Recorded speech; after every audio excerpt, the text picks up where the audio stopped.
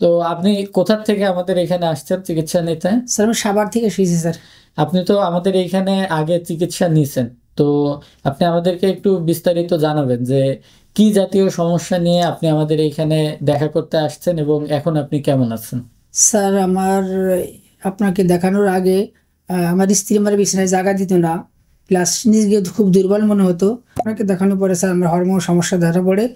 এখন আলহামদুলিল্লাহ আপনাকে দেখায় সংসার জীবনে খুব সুখী আছি স্যার। আর এর কারণে কি আপনার দৈনন্দিন জীবন, কাজ কাম এগুলাতে কোনো রকম প্রভাব বা সমস্যা ছিল কিনা? জি স্যার, সমস্যা ছিল। এর পূর্বে স্যার আমার মেজাজটা খিটখিটে ছিল এবং স্ত্রীর সাথে কথা বলতে মনে চাইতো না এবং স্ত্রী থেকে দূরে থাকতে মনে থাকতো। এবং স্ত্রীও আমার প্রতি কোনো আগ্রহ ছিল না, আমারও তার সাথে কথা বলার কোনো আগ্রহ ছিল না। এখন স্যার মোটামুটি আলহামদুলিল্লাহ ভালো আছি স্যার। বুঝতে পারছি। তাহলে মানে আগে তাও আনুমানিক সপ্তাহে কয়বার আপনাদের ভেতরে মেলামেশা হতো? স্যার আনুমানিক সপ্তাহে 10 দিন 15 দিন হতো, এরকম হতো। এখন আপাতত স্যার 2 দিন 3 দিন পর পরই স্যার হয় স্যার। বুঝতে পারছি, মানে আগে 10-15 দিন গ্যাপে গ্যাপে গ্যাপে গ্যাপে হতো, তাও মেলামেশা হতো। ভালো আগ্রহ থাকতো না স্যার আমাদের।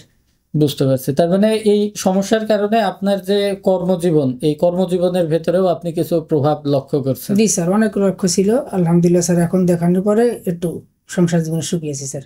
বুঝতে পারছি।